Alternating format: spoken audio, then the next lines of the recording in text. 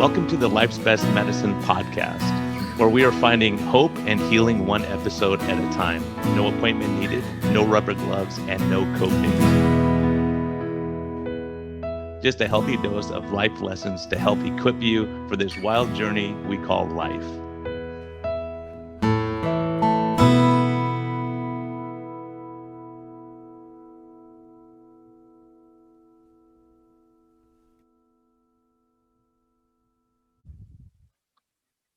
Hello, everyone. Welcome. I've been hijacked today. Now we're doing a double header on this one podcast. We're combining forces here, and I think this is really valuable. So you are at the right station if you're listening to the Life's Best Medicine podcast. But what other podcast could they possibly be listening to, right? Dr. Nevada Gray, welcome. Thank you so much, Dr. Lentz. It's such a pleasure to be here. And yes, this is a double header. My podcast is the Mind Body Breakthroughs, and I've been wanting to interview you as a guest for the longest time. So this double header is perfect. Yeah, it's so awesome that we can combine forces because you've inspired me having you on the Low Carb MD podcast. And I'm hearing your story going, wow, how come we haven't crossed paths yet? Because your story is powerful. And I think your story gives hope. So I get to interview you first, I guess. We'll just go back and forth, but I get the first question, right? Tell people what happened to you and where you were at, just briefly that story. And then when you hit bottom, what happened? How did you have the strength to go through what you went through? Yeah, so I'll give the short version because the long version was on the Low Carb MD podcast. So short version, I was a kid that grew up with allergies. I was the kid that was always wheezing and just trying to figure out what I could eat. And through a process of elimination, I ended up adhering to a highly processed diet. I got obese, I gained weight, I developed polycystic ovarian syndrome. So the natural course, being interested in science, I went to school for biochemistry, nursing, and pharmacy in an attempt to fix my own health. And I just became sicker, fatter, and started to actually feel depressed. And I was implementing everything I was learning. I was eating a high carbohydrate diet, the foods that I could tolerate and eat. I graduated pharmacy school at 220 pounds plus. That was the last time I checked the scale. I'm 5'4". So that was a lot of weight to be carrying around. So I took drastic measures. I was someone that discipline, it wasn't a problem. I was always in the gym. I was eating 6 small meals a day. I was doing the paleo diet, and all this work I was putting in, it did not look like I worked out. I was getting no return on my investment.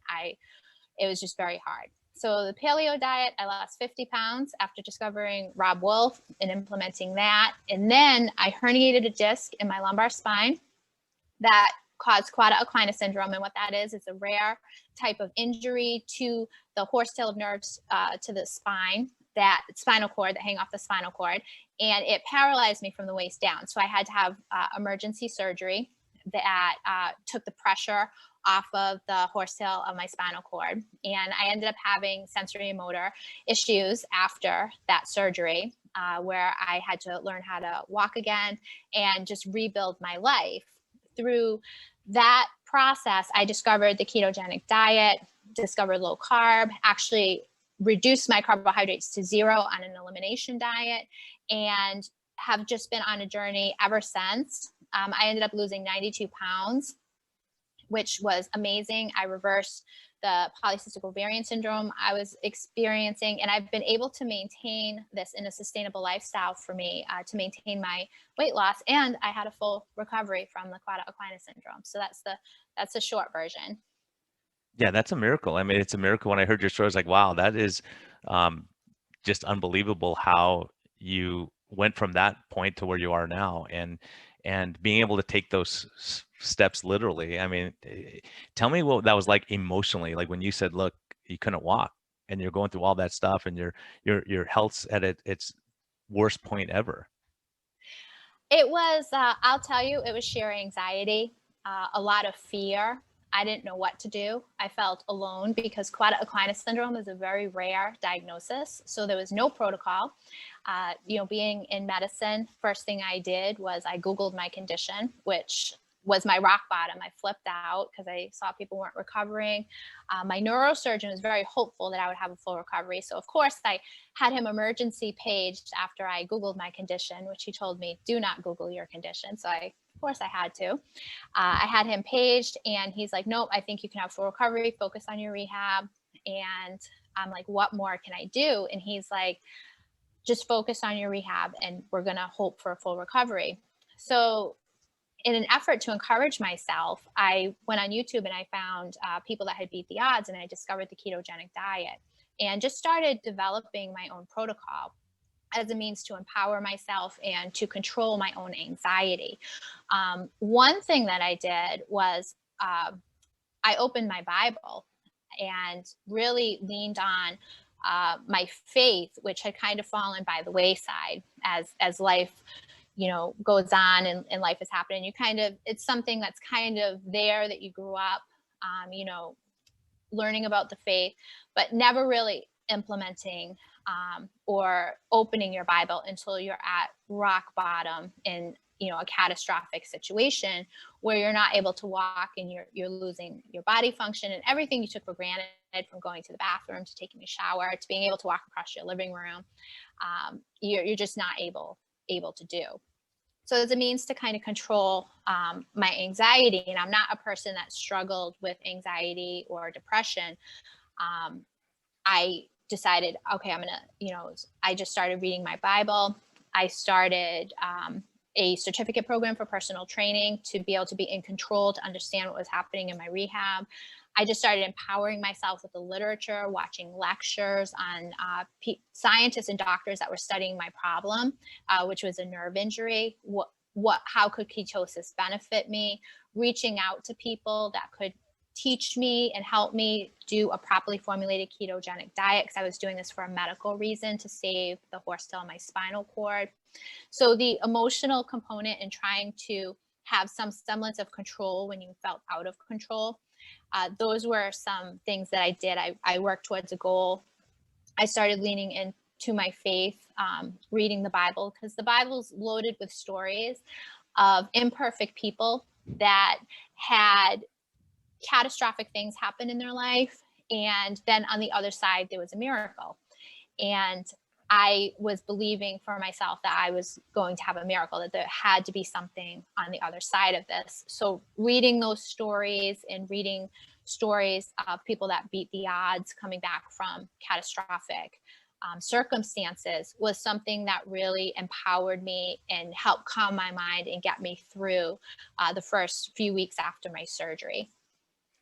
That's critical stuff. I think that's the reason I'm doing this podcast, is you say, gosh, how do you get through those bottom times, right? Because, I just went for a bike ride with my buddy at a place I love. You go over this bridge, and whenever I go over that bridge, I feel peace and hope. I'm going to this little peninsula that's just, I always have fun and great time.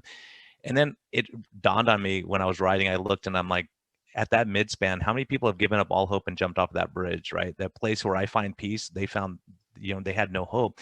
And in your case, when you hit the bottom and you have no hope, and I think this is the thing that on Twitter, I can't explain it and you can't explain it. It's hard to say, what is faith? What does that mean? Prove it to me. It's like, you just know it when you have it. And I think that's why I want stories like yours too, of people who've lost all hope and they've lost all faith, and they think the world's always going to be dark and they're never going to be able to go outside to see their family and friends.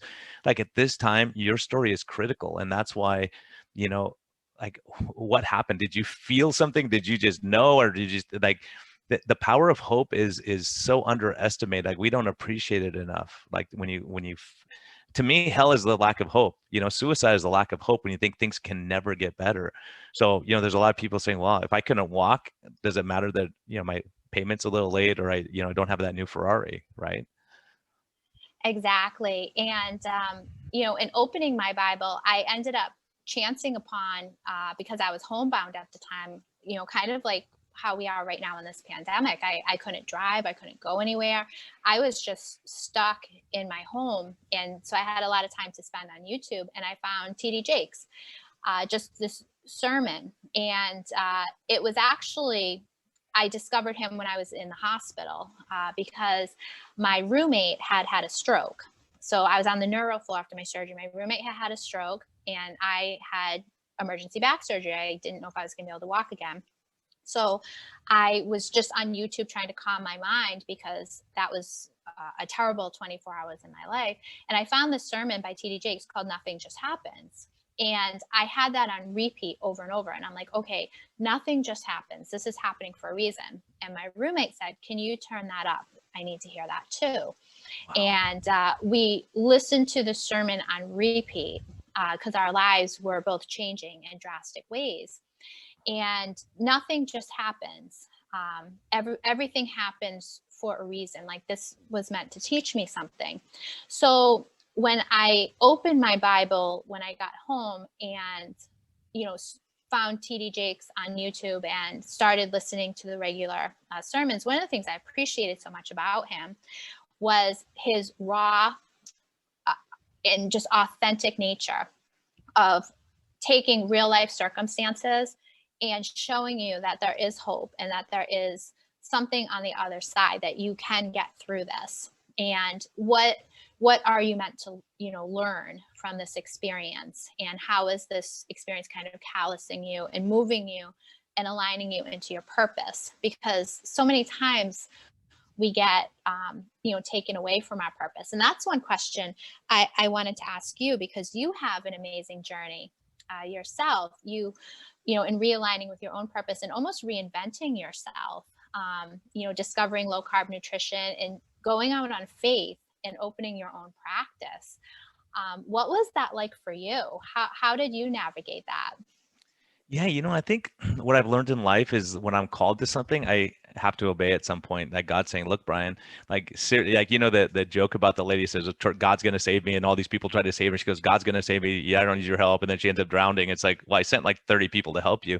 And it kind of got to that point where I was looking at it saying, look, I'm a healer. I want to help people. The greatest times of my life have been in the jungles of Guatemala, right? Or in El Salvador, where people are very poor. And I love being a doctor there because people are appreciative and they love you and they're kind and they want to give you a chicken or something to pay you, and that kind of stuff, where you realize, man, we're missing something in America. And as a doctor working 14-hour days all the time, stressed, tense, I was my worst self in that place. One of my only employees is now work with me here. And it's like, we're amazed by it. We were tense and stressed. It was always like a triage unit, busy, booked out for a year. And just going through the mill, I'm like, I'm a healer and I can't take care of myself. I know low carb. And then I couldn't teach people because I didn't have time to teach them. And I didn't have time to sit and talk about their kids and wife and all that, because there was this, doctor, there's 3 people waiting, doctor, hurry. It's like always, I was on a treadmill too fast for 17 years finally. And then, I came across low carb and I started, wow. And then I started losing. My story is like yours. I mean, I could just replay what you said. Working out, 6 days a week, eating low carb. I mean, not low carb, high carb, the recommendations, green shakes, fruit, whatever. And I'm gaining weight. And so I'm doing what I'm supposed to do. I'm gaining weight. I'm not taking care of myself. And then I go low carb and I lose 30 pounds right away. And then my patients are asking me about it. Then I felt an obligation. It's kind of like spiritually, you feel an obligation. It's like, look, this can help you. I have the medicine that might help you, but you don't want to take it. So that was it. And I realized like 80% of the people really didn't care and they just want to do their own thing. And they say, look, just give me a pill, give me this, give me something to lose weight. It's like, well, you can exercise and change your lifestyle. So I think that's it. And I just started seeing the writing on the wall and how the Lord works. I developed a mold allergy in the building, started getting hives and getting I was like Job, everything was going wrong. I'm like, this is ridiculous. And so I started seeing it. And then I reassessed my life. I'm saying, okay, where's my peace? What do I enjoy? Being home with my family, right? Loving my wife, sleeping in. I would get up at 4:30 every morning, run to the hospital, just nonstop all day. And every day I'd get home, my wife said, how was your day? I'm like, it was brutal. Today was brutal. Now I come home and go, oh my gosh, let me tell you about my day. I'm excited. So one day she said to me, Brian, you know what? When you go to Guatemala, you work the same hours and you come back and you tell me stories for weeks about all the experiences you had and how awesome it was. But when you come home every day, you're burned out and tired, right? Because I was like, I'm getting beaten down because I spent 3 hours a day on the computer trying to make the insurance company happy. So during my journey of low carb MD and all that, I started developing a following basically. So people are like, why are you doing this? Go do what you're called to do. I'm like, yeah, but I have a sure income for the rest of my life. I can, retire and, I'll make good. I was making good money. So at the same time, I went to Low Carb Boca and had an experience there with people and started realizing like what's important, what matters. You run yourself in the ground. You never have downtime. You don't see your friends. As a matter of fact, before I went to Boca Raton, a good friend of mine texted me and says, "Are you still mad at me? We've been friends since third grade. He was my best man. I was his." And he's like, "I'm mad at you." I text him, "What do you mean mad at you?" He goes, "We haven't had dinner." And it was like, we haven't had dinner together in 3 years. We haven't talked in a year. I was like, "You kidding me?" Like it was like news to me. But it's like every week I was surviving, and the weekend I was catching up on the work from the week before, getting ready for the next week. And it was one of those things I think a lot of people can identify.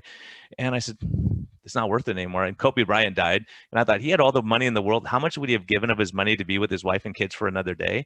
Am I not willing to do that? And so I ultimately resigned from my job. I go, "Look, I just can't do this." Like, "What? You're going through a midlife crisis. Are you going to buy a sports car? What's wrong with you? You're leaving a stable practice where you're the number one income earner and you're not grateful." I'm like, it's not that I'm not grateful, as I have no life. Like when I do my volunteer work in Guatemala, it would take me 2 weeks before I left to get ready and 3 weeks after to start, and I would be miserable away from my family and working, 20-hour days and just trying to take care of people. So it's like, you're not taking care of yourself. So the Lord just spoke to me and said, "Time to go." And all these doors opened up. And so basically the story is like, it's crazy. I went in just to really what I said is, look, I need to have a full-time nurse practitioner to help me because I can't handle this load anymore. I cannot give good care to all these people because I had 2,000 patients, over 2,000 patients. Now I have 250 to put in perspective. So now I can provide excellent care and not be in a rush, and I could practice medicine. So they said, "No, we're not going to have a nurse practitioner. We don't have enough room." I said, "Okay, then I'm going to resign when my contract's up in July." And this is in January. And I was surprised. He goes, "Okay, then go ahead and resign." I was like, "Okay, I will." And no one thought that it was really going to happen. And I went in my office and I said a quick prayer, and the Lord said, "Look, Brian." And I felt like, because of what I felt like, is I was standing on the edge of the Grand Canyon and I'm standing there. It's like, you're going to step or not? Do you have the courage to step or not? So I was like, he goes, "Take the step and I'll put dirt under your feet." I'm like, "All right, take a step, dirt under my feet." So I could visualize this. And that's what's happened. He's put dirt under my feet. And, despite myself, we've been doing well. And it's a work. I'm still making less money than I did before, but man, having a cup of coffee with my wife in the morning, sleeping in, letting her get out of bed before me sometimes now. I was up at dark and I got home at dark. So some of us going through life are reassessing, going, "Do you need the money that bad? Why are you doing it?" So that was my story in a nutshell. And I love what I do. That's why I'm passionate, because I love that I could spend an hour and explain this to them without being forced to see 30 patients a day, right? Because now I can spend time and I can impact you. And then once I teach you, then you don't need me anymore. You go off and fly, right? You don't see me very often. So it's a model that works for me and it works for the patient, because I have a ton of patients who have full coverage with an HMO in town, and they come to me. They pay cash to see me. Why do you do that? You have full coverage. They go, "They're not helping me. They just give me another drug. They don't tell me to stop drinking soda. They don't tell me how to get better." And that's kind of your experience too. And that's what's sad about the medical community, is that that's what we become, because the poor doctor is a cog in the wheel. And that's why the physician suicide rate is the highest of any profession right now, right? We passed dentists for the first time, I think, in history, because we go in to save the world and then we realize we're not. And that has to be your experience as a pharmacist too, seeing that professionally, what's happening to people. Yes, I think burnout is so real for a lot of the professions. And I think the pharmacists actually had a pretty high suicide rate a few years ago. I remember. Yeah, you're up there that. too. You're on the list. Yeah. Yes, I remember reading that a few years ago. And for a lot of our peers that may be feeling like they're in a hostage situation at all times, which is the only term I can think of it, that are looking to step out on faith and, start their own practice. How did you manage what I would imagine would be the anxiety and the ebb and flow? How did you manage that transition? What were some of the strategies when you'd have moments of doubt, like, am I making the right decision? How did you go about navigating that? And also recovering from the burnout? Yeah, I don't think I ever burned out. I think I was on the path to burnout. I love my patients. I love when that door closed the exam room and I'm one-on-one with the patient. Love it. That's what I'm called to do. That's my life. That's what I love. But it's the volume, right? The volume's a problem. So yeah, for me, what happened is on the way back from Boca Raton, I got to the airport and it was packed with people. And this is right before COVID was happening. We just didn't know it yet. packed. It's in January, and it was around when Kobe died, actually. That's my marker. And so I was in the airport, I'm thinking, these guys are crazy. They have way more seats out here. Like, they don't have enough seats, and they know how many people are getting on the plane, so they should have enough seats to accommodate. So it was packed. Everyone's on top of each other, sitting on the floor, and it was crazy. And then the plane was 100% full, so the flight attendants were stressed out. They're trying to rush people through, and then they go, you got to check your bags. So they were just free. It was a hectic situation. And I was thinking, this is kind of like my office. I had a very busy office. I'm like, this is what my exam room, this is my waiting room looks like. And it's crazy. And then the flight attendant didn't say, have a nice flight. Nothing. She's like, hurry, here, get this. And it was just like, get people through. And I'm like, this is what medicine's become. And so then I got on the plane, and one of the flight attendants is having fun time, and she's really sweet and nice and kind. The other one was really bitter and burned out. And I was looking at her, I'm like, she hates her job. She hates it. And the other one's like, oh, nice shoes. Where are you going? Are you going to be in San Diego? Go to this restaurant. And she was just very kind. I'm like, I want to be the kind person. I don't want to be the other one. And then the other one gets up to make the announcement, and she's saying, talking about how to save your life and when the plane's going to crash type thing. And no one's listening. I look around, no one's listening. I'm like, no wonder she's burned out. No one listens to her. She's trying to save their lives, and no one's listening. And then I thought, oh, maybe that's me, because I'm starting to think. And then she says, put on your own oxygen mask. I was like, yeah, she's right. I should put on my own oxygen mask. But I don't, because I'm too busy trying to worry about everything else. And then I'm thinking, the flight attendant's thinking, okay, when the plane's going to crash, you're all going to be coming to me to help you. And that's how I felt as a doctor, because it's like, I could tell people, look, you're going to get diabetes, and they don't listen until it's full-blown diabetes. Then I got to come in the middle of the night to the hospital to save them, right? So those kind of things, you start looking at it. And then the other thing is, believe it or not, sitting there on the flight, I was thinking, oh my gosh. And I wasn't even thinking about resigning from my office. I knew it was bad and I wasn't happy, but it wasn't at that point. And then on the plane, I was supposed to speak at Tro's conference in New York. And I text him, I go, Tro, I don't want to talk on the topic you gave me. Can I talk about physician burnout? I really feel called to do that, because I think it's a problem. And he texted me back. He's like, oh my gosh, Brian, he calls me. I'm like, Tro, I just landed. I'm getting off the plane. So we're talking on the phone, and I walked right by the pilot. And then as I walked by, I thought, you know what? The pilot put his life on the line for me, studied all those years. He's away from his family. He put his life at risk to get me here safely, and I expect him to land the plane safely. And I was thinking, that's how I feel as a doctor. It's like, I could have said, hey, thank you so much for your expertise, but we don't. Like, they don't thank the pharmacist for all the work you do to do what you're doing, but they're like, why do I have to wait so long? Because I've seen how mean people are in the pharmacy too. So you think, man, I don't want to be that person. So I luckily got out. I think God led me out before I got burned out. I knew I was burned out physically, but emotionally, I still loved the time with the patients. But now it's like on steroids, because I can really help them, and I see the appreciation. I see them come in and go, look, I lost 15 pounds. Look, my blood pressure is better. And they're excited. They're happy to see me. They're not like hiding their weight going, oh no, I got to see him again, that kind of thing. And they're sicker, and I have to throw more drugs. And the cure to burnout this year is the first year in my career that people lost weight during the holidays. 98% of my people lost weight. The most weight gain was 1.5 pounds. And that'll come off in a day or two, no biggie. And I added no drugs. I did not add anyone on insulin. As a matter of fact, one of my patients' wives called and said, hey, I have all these insulin syringes. Do you want them? My husband doesn't need it anymore. I go, I have no need for it. I'm not planning on putting anyone on insulin. So maybe another doctor, and seriously, we had this conversation. I said, I can hand it off to another doctor who's going to use it. I'm not going to use it. It's going to go bad in my office.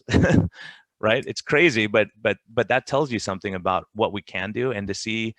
And I'll tell you another thing. I heard another physician say, there's RAF code, so it's coding for the sickness of the patient. And I actually heard a physician say, oh my gosh, this is great. And I heard someone say, what's great? Oh, my patient has metastatic liver cancer. Do you know how much I get paid for that? Right? That is inhumanity. That is insane. That tells you it's insanity. And I also realized part of that system is that the sicker my patient gets, the more I get paid. The more diagnosis codes I put down, the more I get paid. There's a conflict of interest there, because I don't want to put down a lot. I want to take diagnosis off. I don't want to give you more meds. I want to take them off. I don't get paid more to take you off meds, but I'm saving the system by doing that. So what I realized is, to keep people healthy or prevent disasters, it takes way more time. And that took time away from my family. And 80% of the time people weren't listening. So I said, what am I doing here? I'm like the burned out flight attendant going, no one's listening to me until it's a disaster. So that's basically, that's what led me on my path. Yes. And so many people are listening to you now through your Low Carb MD podcast. And one of the things that I appreciate about you and Dr. Tro is how you've not only empowered your patients with hope, you've also empowered your peers through education. And the Low Carb MD podcast is one of my favorite podcasts, as well as Life's Best Medicine podcast. And I wanted to ask you, some questions came in when I posted that I was going to have you on the podcast, is from listeners, empowered patients, and also empowered doctors that are looking to learn more information. The outcomes that you're having at your clinic are amazing, and they're providing so much hope for people. And I was wondering if you could speak to some of the outcomes that you're seeing. A lot of the chronic illness related to insulin resistance is actually reversible, and the general public may not know this information. So I was just wondering if you could speak to what you're seeing in your practice and how you went about empowering yourself in what the literature showed to be able to empower your patients, resources that physicians or providers could look at more into this topic. Yeah, I think it's important. There's great resources out there. I love dietdoctor.com. Actually, there's a lot of resources there. Ketomojo.com. It's a glucometer and ketone meter, but they have a ton of great information there. There's so many great resources everywhere. Gary Taubes, Jason Fung, there's so many, I can name a million, but for me, it really comes down to, look, we're told someone has diabetes, talk about lifestyle, right? But we don't really talk about lifestyle. We say, when that doesn't work, then we have all these drugs. No one talks about lifestyle because they say, well, they say exercise more and eat less. That's it. That's what we were doing. You and I were doing that, and we were failing. So that system was failing us. So that's why when I started to have success, I said, oh, then I had a moral dilemma. I said, okay, it's working, but this isn't the standard of care. I practice the standard of care medicine. So now it's like, you're a sheep that's outside of the pack, right? And that's the one who's going to get picked off because you're going against standard advice. But then you see people getting better and healthier and really the one who a patient led me because I listened. The patient said, I fast 2 days a week and I lost all this weight and I reversed all my stuff. I said, that doesn't make sense, because if you don't eat on Tuesday, you must be starving on Wednesday. No, I'm not really hungry, because it's insulin resistance. He was getting his insulin better. And so when we all work together and say, look, let me support you through this. I have the tools. Let's do it together. So for me, I could be the smartest doctor in the world without a willing patient or someone who doesn't trust me. Forget it, right? And if I have 10 minutes as a doctor, I cannot convince you and teach you. I can't do it. No matter how smart you are, you can't. So either we do group meetings and say, okay, I'm going to talk to people about, and that's what I was planning on doing. Or I say, look, give me more time. And I realized that the real huge thing, that's why Boca Raton changed my life, is I was there and a lady came up to me and Rob Sivas, who's one of the smartest guys I know, just gave a talk. And I realized we're just talking life. And I realized this lady was waiting, and I talked to Rob. I said, oh, excuse me, I'm sorry. I'm going to have dinner with him in an hour, so I don't need to talk to him now, because he great lecture talking about burnout. And he talked about like just sitting there and being, and for Rob Sivas, a high power surgeon, to talk about that, it kind of blew me away. Anyways, the lady said, no, I'm from Mexico City and I flew here to meet you, Dr. Lenskis. And I said, what? I didn't even talk to you. I'm like, how do you know who I am? She goes, I listened to your podcast, saved my life and my husband. And when they all lost weight and they came off insulin, all this stuff got better. And I thought, I could be there with 20 patients a day and listen. And this person in Mexico City that I've never met, that I have no relationship with, life's better. And then I hear people that were on, they go, I listened to you on the tractor. I listened to you when I'm out working out. I love it. I've had people say, I lost all the 200 pounds because I listen to you when I go hiking. I listen to you doing, and I was like, wow, that's crazy. Cause I was thinking, like I had the opportunity to meet Zuby. I go, Zuby, I work out with you all the time now, man. Thanks. Right. Cause his music is in my head and I want this positive message in my brain. So I think that thing, when you realize, man, how much of an impact can I have to talk to you? How many people of what you and I are talking about now, it's giving, right? Your story gives someone hope who's sitting in a hot right now. That story. And it gets me. Jimmy A, one of my first guests here, he was in the hospital with a sugar of 600, morbidly obese, and they were giving him orange juice and all this stuff in the hospital, and he knew it was wrong.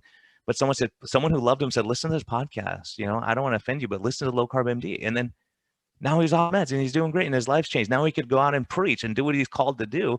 Otherwise, he was heading towards an amputation. You know what I mean? So when you hear that, you think, man, that we're called to a greater purpose. And the reality was, with Low Carb MD, I realized I can't talk about faith and all these important things because I don't want to make someone hostage because they want to hear low carb. We'll talk low carb over there. But I wanted this to be a place where they can hear your story, where you go, look, I opened my mind and it got me through that hard time. Because faith is such a hard thing. I can't prove it to you and you can't prove it to someone, but all you can say, here's my story. And this is what helped me get through. So when people want to take faith from each other, it bothers me because hey, if that's what gives you strength, and that's what is, even if it's hocus pocus and no one believes it and it's not true, if that gives you strength, I'm not going to tell you it's wrong. And if you believe in, that the power of the rock makes you feel better, cool, right? But TD Jakes and all these people, like that sermon saved you. In more ways than one, I think, maybe, but in a way of saying, okay, there's hope and I can do this. And this doesn't just happen for a reason. That's, for me, I think the same way people say, well, that's just a coincidence. I'm like, the coincidence of this, in Boca Raton, my partner, who is my partner here now, in Boca Raton, we both weren't supposed to go. And it was a last minute, I was a fill-in speaker type thing. And she got the day off at the last minute and came in. And so it's like, okay, that was a coincidence, or was it supposed to, right? You and I crossing paths, whatever it is. I mean, we all have an influence, like you're saying, it's not just happen. And it's hard to explain that away. It's more energy to explain it away than say, hey, God's good. God brought that person in my life when I needed them at that second. They said the right thing that got me through. And that's what you're doing. Yes. And I want to. Oh, go ahead. Oh, go ahead. I get to ask you a question too now again. I want to be back to my podcast for a minute because I want to hear your stuff. Like, how do you get through it now when you're at the pharmacy and people are nasty and mean to you and demanding? How do you deal with that? One thing that I do is I kind of set healthy boundaries because I realize that, especially during the current pandemic, people are living very fear-based. People's lives have been turned upside down. And having had a rare illness, I understand how your life can be turned upside down and you don't know what to do. And you have to now navigate this chronic illness of medication and, bills that you didn't expect. And a lot of people have anxiety and can become depressed and defeated. So one way that I handle my job is I focus on what I can do, who I can help, and just try to, have empowered myself through my education and my training to give people the best information possible to navigate them in the direction based on, their belief. I noticed, especially during the pandemic, a lot of people are reflecting on their lives and they're reflecting on their purpose in their jobs, and they're in transition. We're a population in transition right now. And I think one thing is to kind of step outside of the situation and just not take things personally. I read a great book called The Four Agreements, and that was one of the pieces of advice, is just not take things personally, because a lot of people's behavior is not about you. It's about their own inner struggle. It's about, they may not even like themselves. It has nothing to do with them liking you. There's that internal struggle inside. And unfortunately, you can't work that out for people. They have to do that on their own.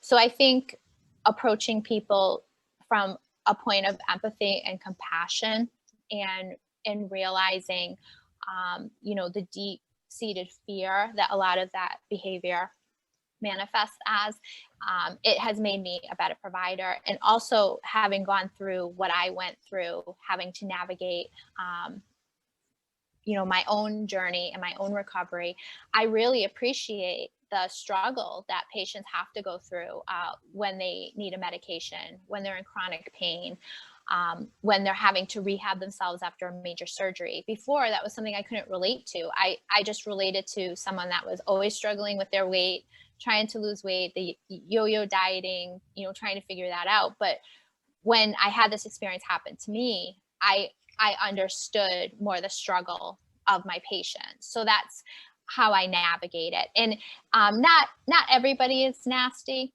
in pharmacy. We do have, a lot of really good people that truly do care. So I tend to focus on the good versus, the negative aspects of it, because if you only focus on the negative, that's what you're going to attract to yourself. That's what's going to grow. That's going to manifest. That's all you're going to see. For me, when this experience happened to me and I had to learn to walk again, I shifted my mindset to a focus of what can I do? What do I want to see? Who do I want to be in the world? What do I want my contribution to be? We interviewed Dr. Chris Palmer, and he talked about realigning with your sense of purpose and what gives you purpose in life. Because when you're on your deathbed, do you want to look back and regret that you did not go for it, that you did not, learn this skill, or reach out to that person or take that leap of faith. And that's not who I wanted to be, in my life. So I evolved my practice into around what I could do, focused on, the people that I could help, where I could make the most impact. And that's how I navigate through my day. Yeah, I think that's critical because that's my feeling too. Because I feel like people say, "Why are you smiling?" Because I'm cheating the system. Why? Because people who come to me are seeking me out for what I do, right? I'm not trying to convince them all the time. Say, "Look, you might want." I have patients just yesterday. I go, "Look, she's a pharmacist." Actually, I go, "Look, I can help you. Please, listen to me. Trust me. What you're doing is going to cause problems, and I see the road you're on, and I want to help you." Because saying, "Oh, just keep doing," it's the same thing as sin or whatever. Say, "Oh, just keep doing what you're doing. It's going to be fine." If you see someone heading towards a cliff, you go, "Look, dude, you're going towards a cliff. Here's what's coming. I'm telling you, I have life experience." And in your case too, it's the same thing of being able to have that compassion. And the thing I love you said is that you can't help everyone, and I can't. But the ones I can, I will. Right? It's like that story about the silver dollar or the starfish washing up on the beach, and the guy's throwing them back in the water. He's like, well, "Why are you doing that? There's millions of them. You can't help them all." He goes, "But I can help that one." Right? So I think a lot of us lose track of that. And I think, I would love to hear this from my perspective. What are doctors like when they call you at the pharmacy? Because I see a lot of doctors talk very nasty to the pharmacist, adversarial. And it's funny because I always try to be extra nice because they could put you on hold for an hour too. Nowadays we have electronic and it makes things easier for all of us, I think, because you can't read our writing anyways. That's the problem. But I've seen the disrespect. I was like, "I want this now, brother." He's just screaming at the pharmacist, like, "Hey, they're just doing their job. Leave them alone." Or the drug reps, they treat them with disrespect. Like, be nice to them. They're just doing their job. Leave them alone. The drug reps don't even talk. They don't even come to my office anymore because I'm not a good market for them. But what is that like? And the interactions with healthcare professionals that you deal? I think there's a lot of work that needs to be done in how we treat each other. I see lots of clashes. I was also a registered nurse, so I would see the clashes between pharmacists and nurses, doctors and nurses, Yeah. pharmacists and nurses, pharmacists and doctors.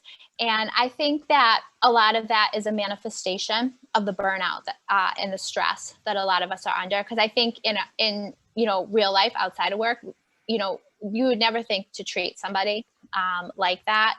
And, I definitely do see that. I think a lot of work has to be done, but I think that work has to be, within yourself and, trying to understand, the perspective from where the provider is calling from, because there is a lot of frustration. There's a lot of navigation with insurance companies, trying to get the best, medications covered for your patient, delays with, prior authorizations and all of those things. It's frustration on every level from, the patient, the pharmacist, the doctor, the nurse. And yeah, I definitely think that it comes from, a root of being, overworked and trying to help as many people in the shortest amount of time as possible, because unfortunately we're timed on everything.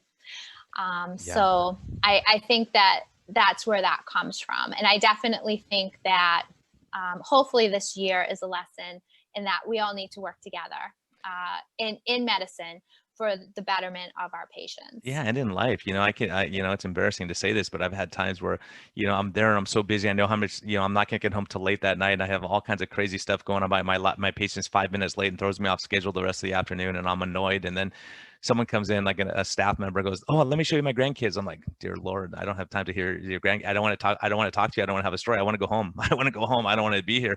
So, but that comes off as an attitude. Because I see certain people like, "Oh no, they're gonna want to talk to me right now. I don't have time. I don't want to." As a matter of fact, times my wife would text me or something like, "Oh gosh, dang it. The person I love more than anything on earth." I'm thinking, so now I call her, go, "Hey, what are you doing?" She's like, "It's the middle of the day. What are you doing?" I go, "I had a break." "Wow, you doing?" So, those kind of things where we have time. When you don't have time for the most important things, it's demoralizing, and it's not good for our health, and I think that's the thing is this podcast and your podcast too. We say, how do we help people to live better lives? What can I do from my knowledge base? So what now it's my turn to ask a question. What's your what motivates you to do the podcast? So what motivated me to start the podcast was the response that I got through my Instagram. So I'm a shy person, kind of introverted. So I never would have put myself out on social media the way that I did. But the reason I did it was because I wanted to connect with other people that were struggling with Quad Aquinas syndrome. And it was my only way to be able to speak and connect with doctors and scientists that were working on my problem. And so much information was given to me freely that helped me in my recovery that I don't think I would have had the recovery I had without it. And I'm so grateful for that. So in sharing what I was learning, and I never considered myself an expert or that an authority figure. I always associated myself and related to being the empowered patient that was right down there in the trenches. You know, I intimately relate to a lot of my patients and the struggles that they have. So I consider myself right down there in the trenches, you know, searching for these answers and searching for this information that can help me in my journey, or that may be a key to my journey, you know, to be able to, you know, fix myself. So I found that a lot of people were being helped by what I was sharing and finding resources, and people were messaging me, hey, I lost 100 pounds. Hey, my arthritis has gotten better. I had people messaging me with quad alpine syndrome that said, hey, I went keto right after my surgery and I was able to recover my bladder, or my, you know, my bladder and bowel symptoms have gotten better. My digestion has gotten better. I'm, you know, cut down my medications in half for the nerve pain I'm having. So I saw that people were being helped by this.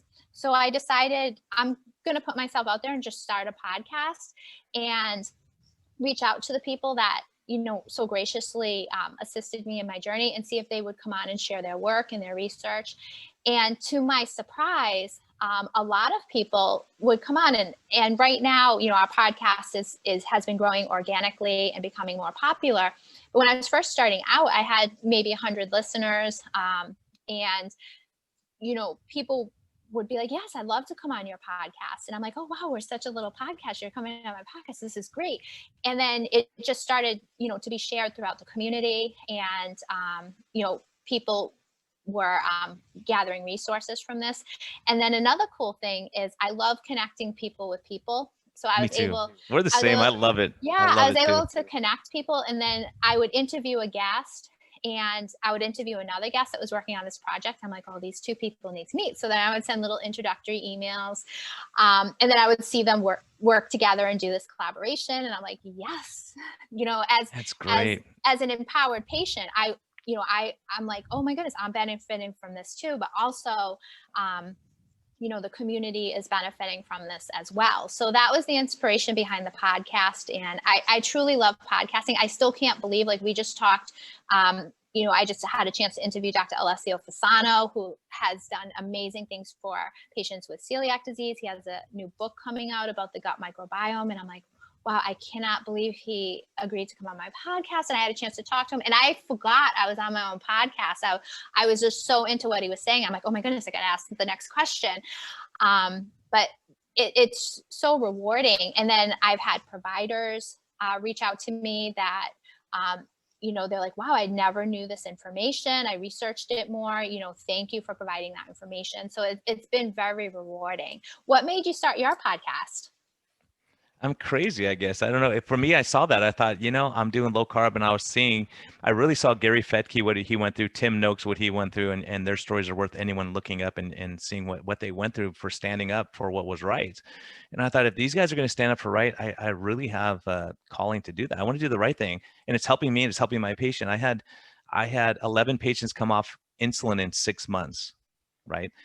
And you can't unsee that. And I thought, holy cow. I mean, even one of the drug reps goes, we don't, like I said, you want a signature? She said, we don't, you're off our list. What drug are you writing? And I said, I'm taking my patients off insulin. And she said, no, really, like, right, you can't take people off insulin.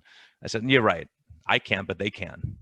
If I empower them and help them and support them, they can, and they do. And it's like fairy dust to them. They think I'm nuts. And then it's like, they're not calling them anymore. So that I'll take that as a compliment. But, you know, with the podcast, I really what happened is I wanted to give a talk on low carb and keto, and it was going to be at a church. And so I thought, you know, I would like to, if I'm going to give this talk, I'm going to have people there. So I reached out to the two keto dudes, and I said, hey guys, they had a forum, and I said, hey, I'm giving this talk. Can I say something about it? Would that be okay? And they go, what are you selling? I was like, I'm not selling anything. I'm just doing a talk. Brett Scher, who's the head of Diet Doctor, you know, the medical director of Diet Doctor, myself, and a couple other docs in town, and healthcare providers, and a trainer. We all give this week-long or like 6 weeks long lecture. One of us would talk one week, and it grew and it got crazy. But they said, yeah, why don't you come on the podcast and talk about it? I said, really? You don't know who I am? I could be nuts. I go, we kind of looked at your background. So I got to go on Two Keto Dudes. So that was, and they said, you should we need a doctor doing this stuff. And I'm like, I'm not the right guy. I'm not, because I'm like you, more of an introvert. I'm not the big talker generally, even though people don't believe that. Because I love this, because I'm excited. So I started, and I go, maybe I should do a podcast, because people are getting better. I'm seeing this, and I became friends with Doug Reynolds at Low Carb USA, and I'm seeing what he's doing, and I'm seeing, like Dr. Palmer, I'm seeing Dr. Georgia E, all these different areas that are helping people with this. I'm like, how can we not talk about this? So if I'm doing this kind of medicine, really part of it was, I don't want to be the only one doing it. I want to show that because from a medical legal standpoint, you have to be within the standard of care, even though the standard of care is terrible.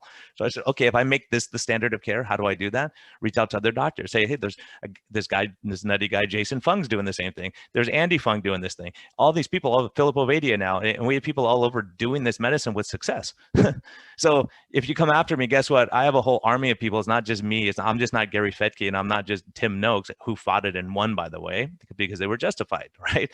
So that's the thing, is when you see, like, oh, there's power in numbers. How do we get numbers? Make the numbers happen and share our experience. So when they realized Brian's not just some crazy guy who says he cures diabetes, which I don't say, I just say we could put it into permanent remission, or we could improve it, or we could taper your medicines. It's a scientific fact. It's not my opinion anymore. So I think the more people do go, yeah, I'm doing the same thing over here in Texas. I'm doing it here in Nevada. And so there's people all over doing this kind of medicine. So I said, and plus that, I wanted to give a voice to people who, like doctors, not famous people, but people who are doing this. Like, look at this cool doctor who doesn't have a platform. I got a platform. Let me give you a platform. Help them. And so patients in that area know there's a doctor there that they can go to now that understands how to do this kind of medicine. And then I did the direct primary care. And so really for me, it was an act of love. And then Tro, I said, I don't want to do it myself. So I was kind of seeing who I want. Of all the dang people you're not going to pick, it's Tro. He was a loudmouth, obnoxious New Yorker. I'm like, I don't want to be associated with this guy, but that's what was my feeling. And I go, but then I read one day him talking about a tweet that he says he was running on the treadmill, and someone goes, and he was 350 pounds. And I saw his story. I go, he's got a great story. This guy, how come he's not he wasn't doing anything? I go, how come no one's not interviewing this guy? He's unbelievable. Doctor, 350 to running marathons now. And so I reached out to him, but on Twitter, I saw him say, I was running on the treadmill, and these guys say, look at that fat guy. Why is he here? He's wasting his time. And he said, I felt shame and embarrassed and like humiliated, wanted to leave. And then he looked down and realized, oh, that's not me. They're not talking about me, but he still identified. And that's the thing, is those of us who've been overweight, that's how we, and I'm like, that's the guy, because he gets it, and he's tapped into that. So we've toned Tro down a little bit, as much as you can tame a lion, but he's brilliant. He's been a mentor to me, and it's like a God thing. We fit perfectly, because I'm the voice of reason. He's the young punk who wants to go out and fight everyone and get things done. But he's brilliant. He's brilliant in the research. He presents something. He doesn't just talk. He knows what he's talking about. He might not do it the same way I would do it, but we all have our own. I want to be more like Dr. Unwin and Professor Noakes, people who can say their point and not have conflict. You share your view, I'll share mine. And that's why this podcast I wanted too, because this Life's Best Medicine was like, hey kid, let me share my faith, but I'm not going to argue with you on Twitter with 20 characters and like, we're going to save your life, right? It just doesn't work. But this format, because I teased Tro about that, is Tro, look, you're perfect for a podcast. You're not good for Twitter, because you're the Donald Trump of Twitter. You just say what you think, and you don't say, how are people going to take this?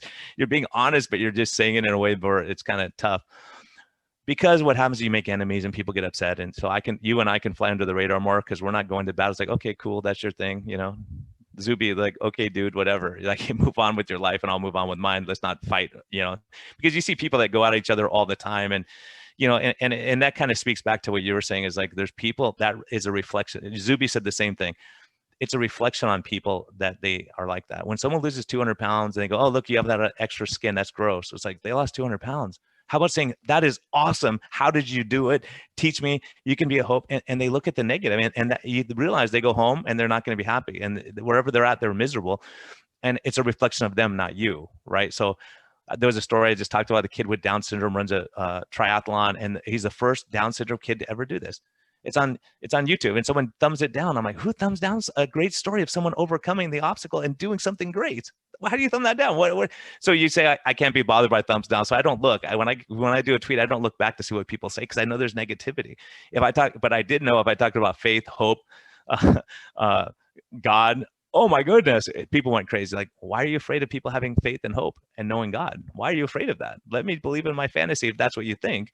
So, but they'll say, prove it to me. I can't prove it to you. But so to answer your question, I like to go roundabout, but that's how Low Carb MD started. I wanted to help that one person who's sitting there like lost all hope, and Life's Best Medicine to help that one person who's lost all hope. It's the person goes, look, things are never going to get better. There's hope. Let's do it. Take this step. Like you, when you were lying on your bed that day, TD Jakes gave you hope. Jesus worked through him to get to you, right? Otherwise, you may not have heard it. You may not have opened your Bible that day or whatever. You don't know. But I think it's one of those things where people, when things are going well, we don't reassess things. So when you talk about blessings in disguise, I think right now we're reassessing is like, do I want to be staring at my phone all day and not talking to my wife because I want to see how many followers I have? It's like, let the followers go if they're not the right ones. If they're the right ones, they'll follow. If not, they go. When I said I was a Christian publicly for the first time, I've said it on, I don't hide it purposely, but I said here, as a Christian, I believe in faith. And I lost 800 followers in one day. And I thought, who cares? Those are people, if that offends you, then I'm not the right person to follow. Follow someone else who doesn't like God. I'm sorry, but I do. I'm not going to, so I think we have such a fear of man, a fear of offending that we're not ourselves anymore. And it's like, I have to be myself. I can't just, I think if you see something unjust or wrong, then you have to speak up about it. Or you see something that could help someone, even if they don't like the medicine, say, this is the best medicine for you, right? That's life's best medicine to me. Yes, absolutely. And I think civil discourse and just being able to be authentically who you are is so important. And I think one of the greatest tragedies in life is not living as your authentic self.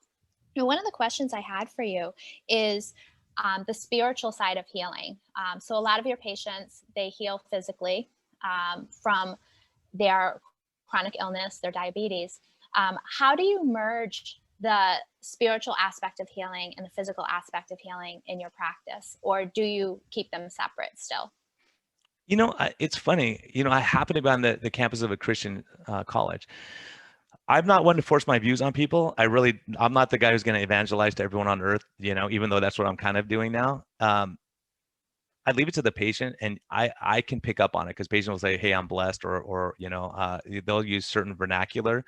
But I have people that just say, hey, doc, can you pray for me? I'm really scared right now. I'm really sad. So I think that's just, I'm sorry, I get emotional thinking about, because I've seen times people going for surgery, doctor, can you just pray for me, please? Like, I don't force that, but people will ask because they know now that I'm vocal about it. Like, they see that I go to Guatemala on medical trips, so it comes up. That's why I put this on my walls in my exam room. So people go, oh, you go to Guatemala. Why do you go there?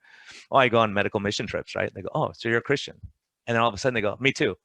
Right. And then we have a conversation and people go, oh my gosh, I'm so happy. Or, whatever. My Muslim patients ask me to pray for them sometimes or whatever. I don't care. It's like, hey, it's a human contact. So I'm telling you, in my life experience, and this is why I wanted to do the podcast too, is like, look, I've been in Guatemala and I've seen stomach pain, headaches, back pain, all these things that we see here. And guess what? Their husband's cheating on. When you ask them what's going on, it's not that they just have all these problems. They're stressed, they're depressed, they're anxious, they're clenching their jaw all night so they get a headache, they're getting TMJ, all this stress, tense, worry, they're drinking too much because they're stressed, all these things. And you go, man, this is spiritual.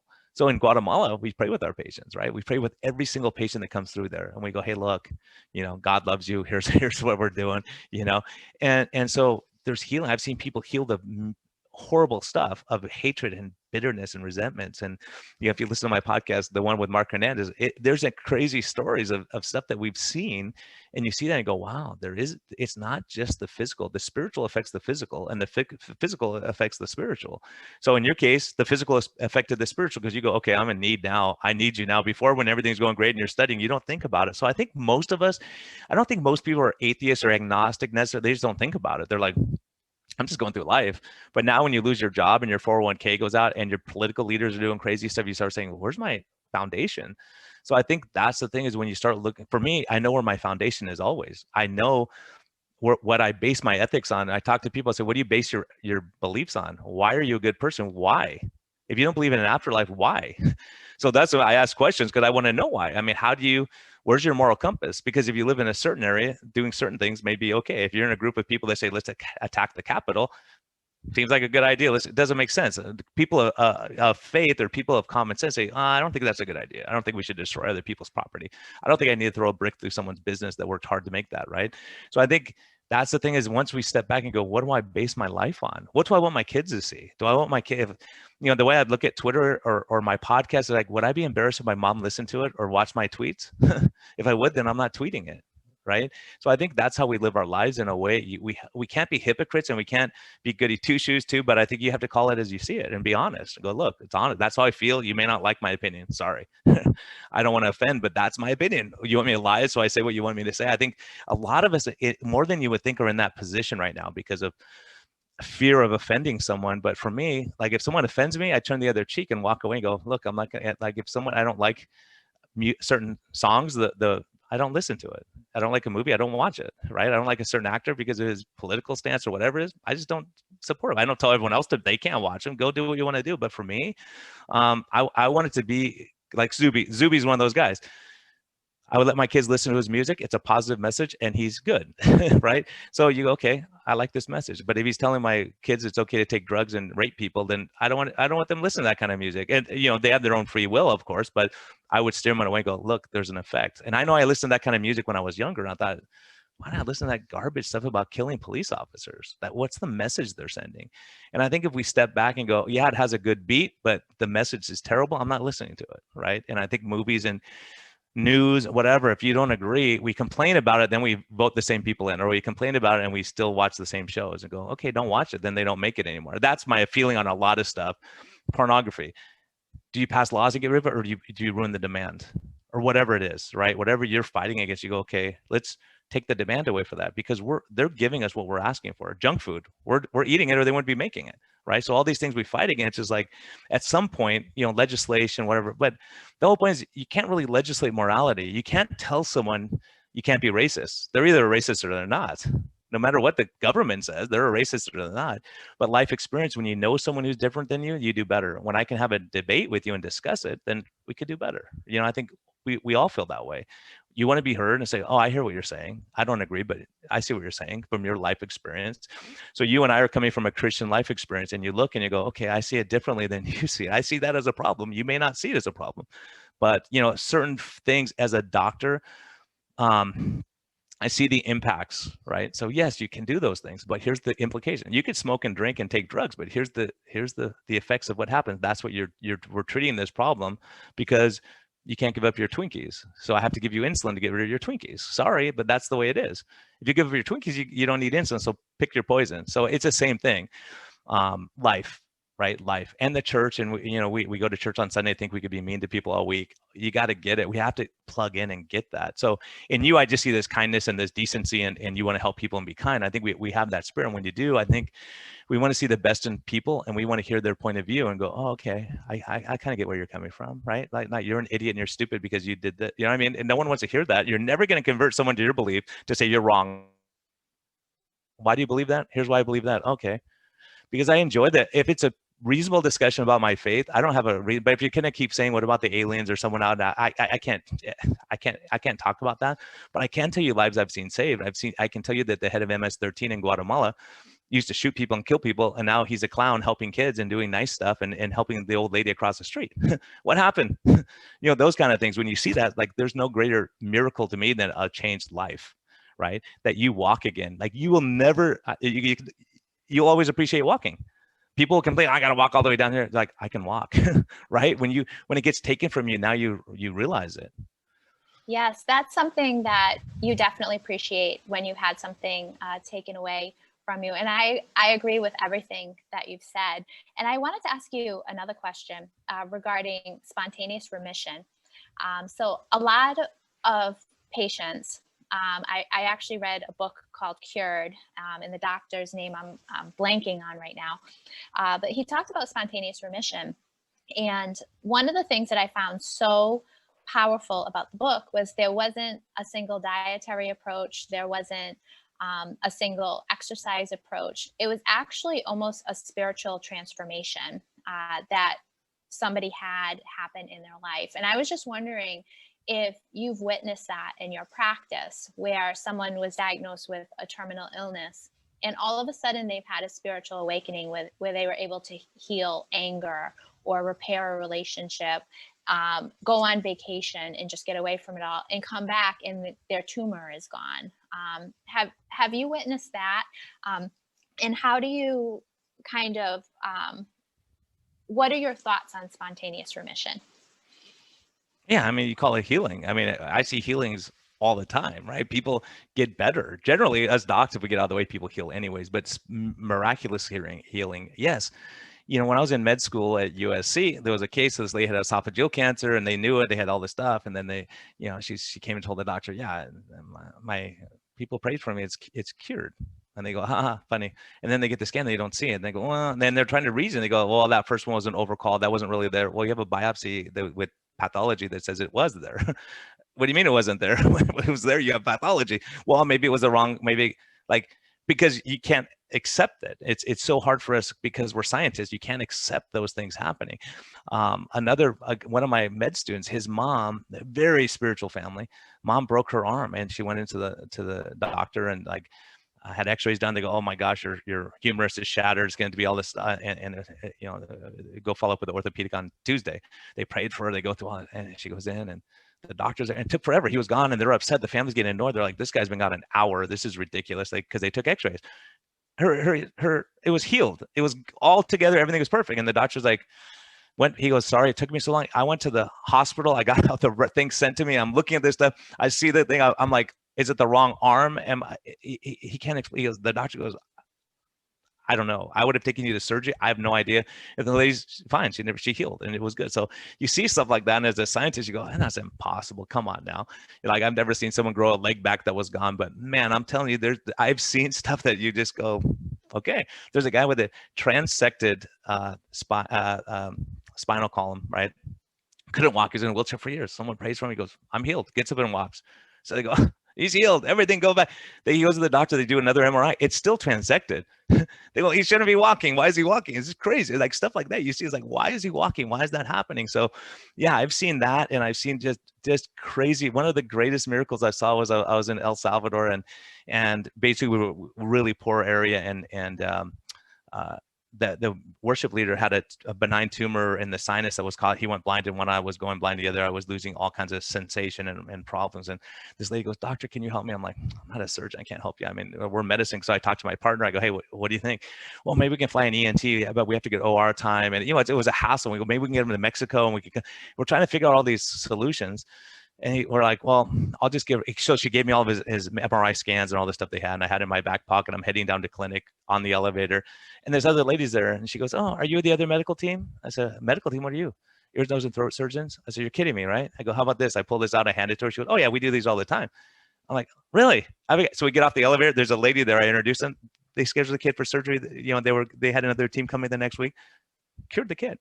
I just happened to be the conduit. That lady would have walked right by and no, I happened to be the conduit, right? So you go, wow. I was like shaking. I'm like, this is crazy. What's the odds? Because I don't talk to people on the elevator. And the fact that she was on at the same, you know, all those things you go, okay, is that just a coincidence? So things like that you see, I see that more often than I see these amazing healings. But yeah, I've seen emotional healings of back pain. You know, emotional, tense, stressed, like, you know, and is that a miracle? Is it? I think so. I think once you're in tune and go, oh my gosh, I've been stressed and tense and worried and clenching my jaw, and now I get a headache every day. I don't clench my jaw, it goes away. Is that a miracle? No, we just figured out what the problem was.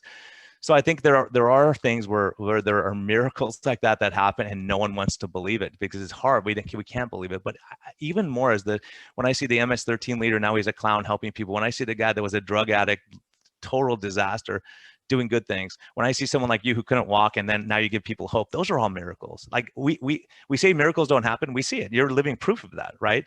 But you had to make the changes, and maybe God said, okay, you got to change your diet. You're going to have to make some life changes. But now look at you, beautiful, you know, healthy, doing well. And you go, okay, I listened. So I think a lot of people just aren't tuned in and aren't listening. I think that's part of it, is that for me, those kind of things happen when I'm overseas a lot. Like the Lord speaks to me and goes, look, you got to talk to this guy about this crazy stuff. And I'm like, really? That's kind of weird. I don't want to. And then it's always something crazy. I think they'll hear these kind of stories on the podcast. But when you realize, you go, wow, I just have to be obedient. It's just like anything. Like you don't notice that car, that certain car that you buy. Then now you buy a new car and you notice everyone else has that car and you see it everywhere. But before you didn't notice it because it wasn't important to you.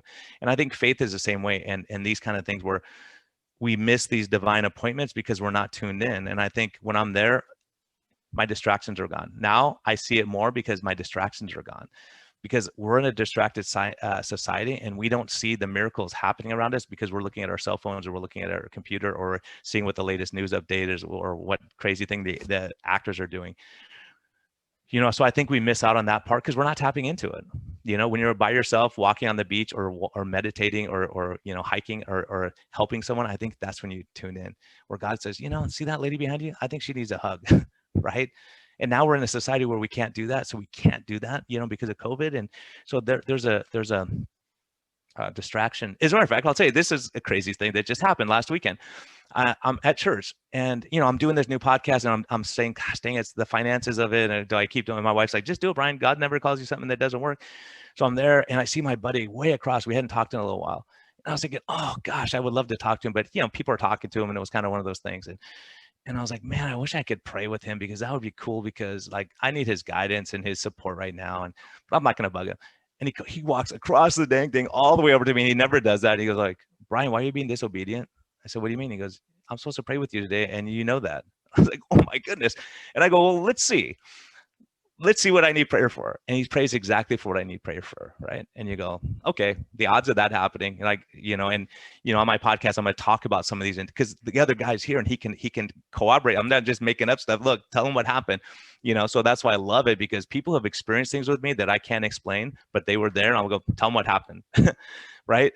Tell them what happened. Tell them this miracle that happened where these people were delivered of crazy stuff and anger and bitterness and resentment. And,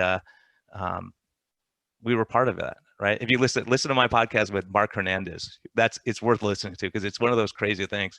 So that's why, and I think that's what unites us, is that we are united in saying, look, I want to be a decent force and I want to be positive, and that's what I see in you. That's why I wanted you on my podcast, and I get to be on yours at the same time, because this is what people need to hear, that there's good people who've been through stuff and they have tools that can help them. And that's what you're doing. You know, you said, look, I was on my back and that's what I turned to.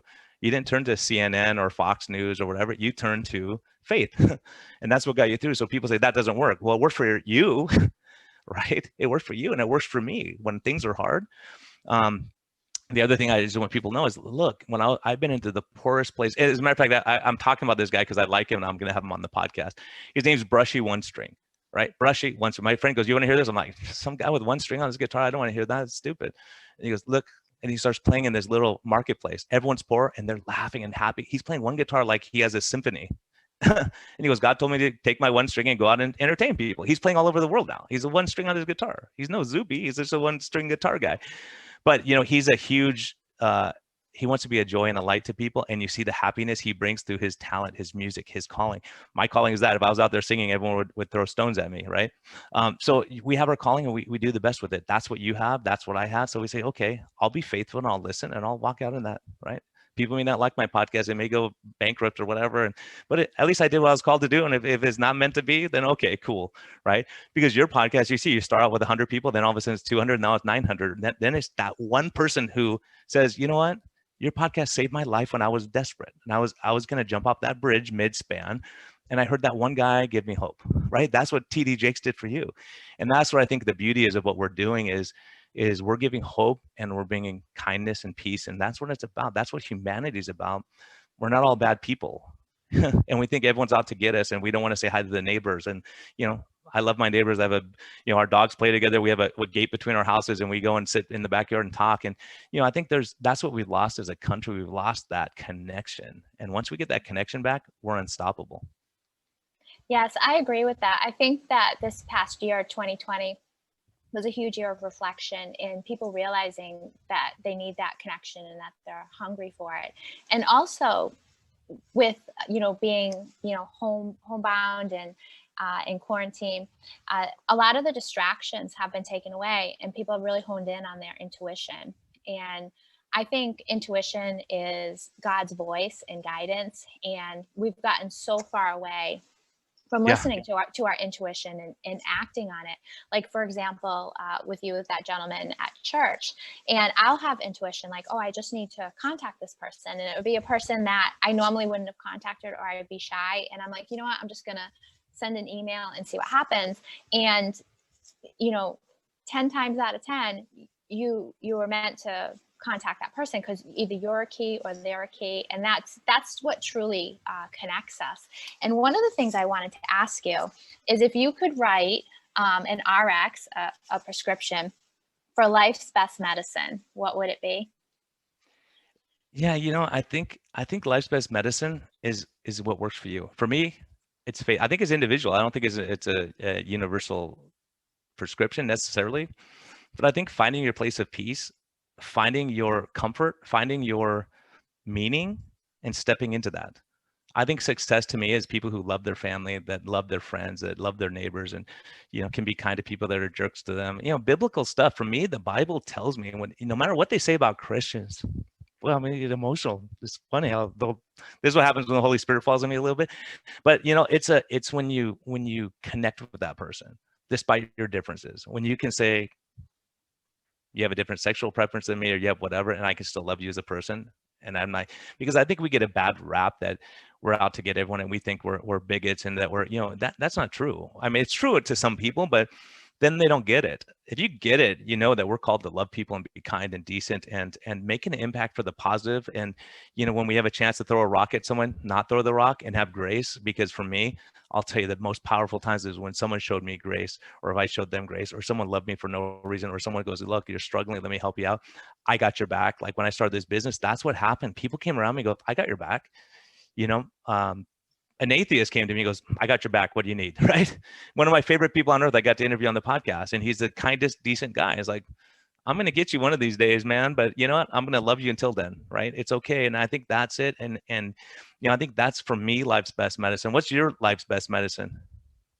I think life's best medicine is being empowered to know that every moment is a chance to choose again, and that it's okay to live as an imperfect person, that nobody is perfect, and you're going to mess up, and you're going to have, arguments with people, you're going to eat that chocolate cake, you're going to possibly gain weight, you're going to make a bad decision that could potentially impact you for the rest of your life. But it's in knowing that every moment is a chance to choose again. And one of the most impactful things that happened in my life was I lost my dad to a massive heart attack at the end of my first year of recovery. I just started to get the wind back in my sails, and I had talked to my dad every day. I learned so much about him. We had nothing unsaid. And I was talking to him actually the morning that he passed away, and I went to work, and in the span of 25 minutes, I was getting a phone call from the police chief, who answered the call because my dad had a heart attack, and I was able to get to him in get to him in time. And I had to make a critical decision to take my dad off life support because they could only work on him for so long before they would have to transfer him to the ICU. And being a healthcare provider, I looked in my dad's eyes, and they were dilated. I knew my dad had passed, and I could feel my dad's hand on my shoulder telling me that it was okay to let go. So I made that decision. And in that moment, when I was holding my dad's hand for the last 5 heartbeats, I took a picture holding my dad's hand because I always wanted to remember that. And I realized that life is so precious in that moment. And we take so much for granted that we're going to see that person again. And, we treat people so bad. And then in one moment, your whole life could change. I was talking to my dad, and then in a period of 25 minutes, I was making a decision to take my dad off life support and to let him go, because I knew that that's what he would want. And I could feel him with me when I was making that decision. And that changed the way that I interact with people. I never let someone off the phone if we're in an argument. I always let people know how I feel about them. When I have a chance to empower someone, I do. When I don't agree with somebody, I just let it go. I'm, even if I'm angry, I'm like, do I really want to say this right now? It's really made me think of these things.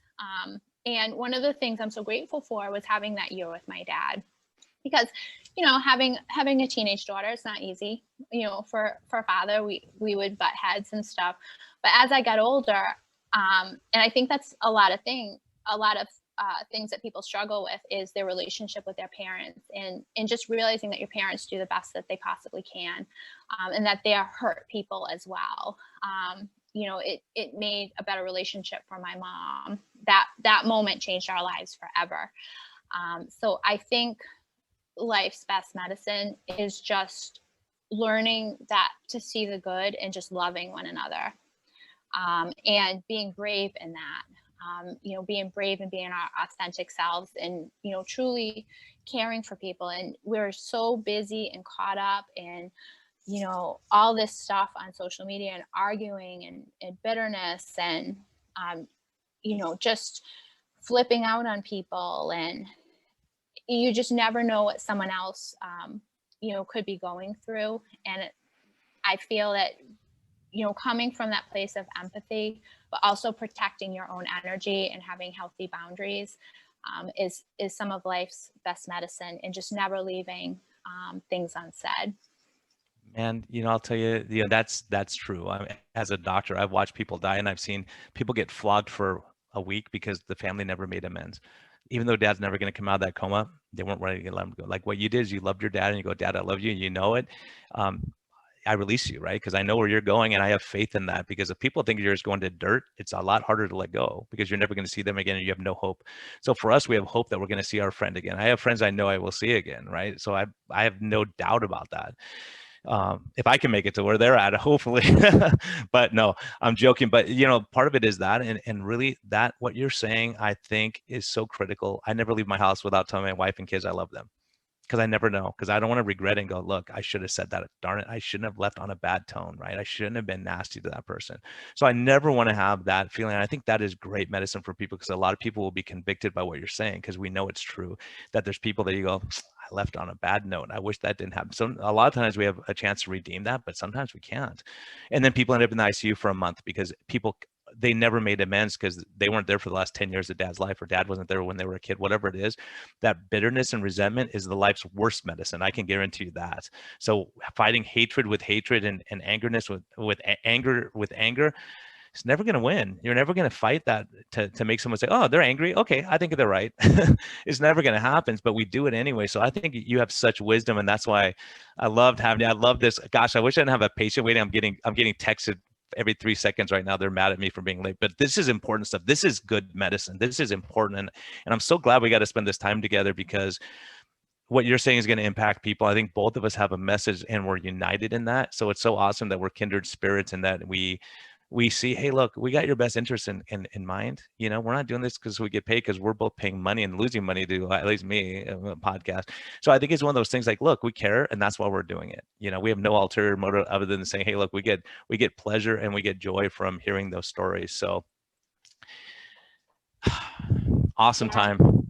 Yes, awesome time. I Thank you so enjoyed much. this so much. Thank you. Me too. I needed this today too. I mean, this is a great day. I don't want to relive this day for a long time, because I've had so much wisdom, so many great positive people, and I'm stoked. And I think both of our podcasts, because of that, when you're real, I think people see that, and so, yeah, thank you for this time. Thank you for your time. And hopefully we can unite and get these podcasts done out around the same time. So I'll do some work on my end. So everyone, be kind, be kind to yourselves, be kind to others, go out and live your life. And a lot of this stuff is going to ring in your brain, trust me. And you might want to even listen back a couple times, because you're going to miss some of Nevada's wisdom here. So Nevada, do you want to close us?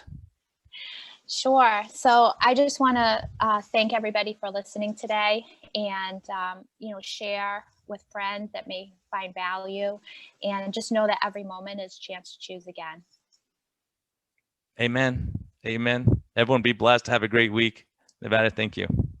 Thank you.